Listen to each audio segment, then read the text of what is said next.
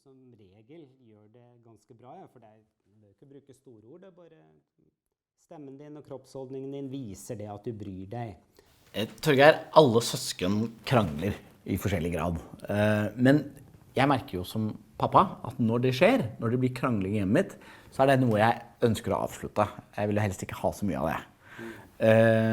Og da har jeg en tendens til å gå inn og ta litt regi på det. Men jeg vet ikke alltid om det er lurt. Altså, hvordan skal jeg forholde meg til krangel i mitt eget hjem? Jeg kjenner jo den følelsen der da. Egentlig helt naturlig at søsken krangler. Og det som vi kanskje ikke tenker over er jo at her er det mye læring også. Det er jo sånn man på en måte kan lære å representere seg selv, da, og liksom stå på sitt ute i livet. Først i sandkassa og så videre opp igjennom.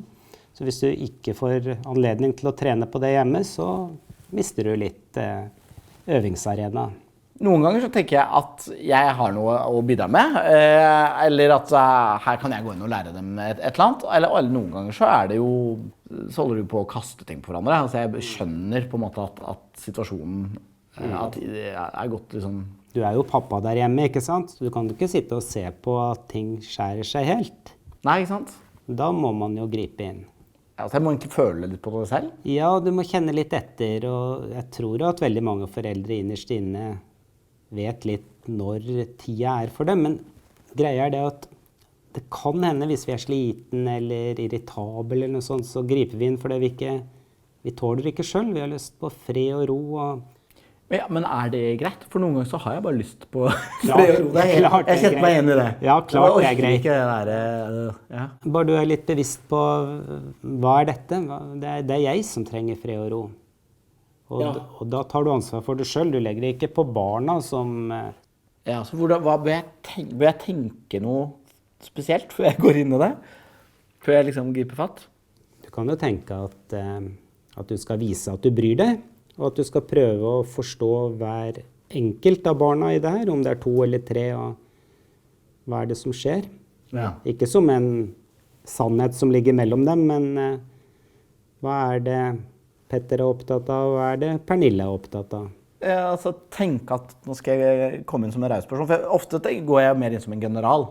Ja. Liksom en som skal inn og løse krigen. Nå skal Stian ordne opp her, liksom. Ja. Det blir lite læring ut av, og så kan det hende at du blir litt krenkende og urettferdig mot ungene, da, sånn at det blir mer bråk. Og i verste fall ender det opp med at dere alle sammen er sinte på hverandre.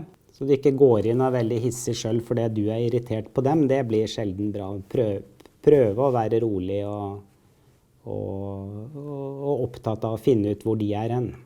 Ja, det lover jeg. Det skal jeg prøve på.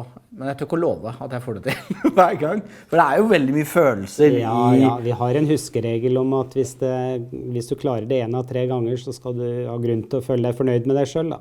Ja, men det er fint, for det betyr at jeg klarer ikke nødvendigvis hver gang, men innimellom så kan jeg sikkert gå i meg selv. Men det er greit å ikke klare det perfekt. Ja, det er veldig greit å ikke være perfekt. Ok, så da kan jeg tenke at krangling er ikke nødvendigvis bare noe dumt, og min rolle å gå inn i det er å på en måte ta barnas perspektiv og prøve å tenke mer på meg selv i denne settingen. Og jeg må ikke nødvendigvis bidra til at de skal bli enige. Riktig, du kan heller hjelpe dem til å tåle at de ikke er enige.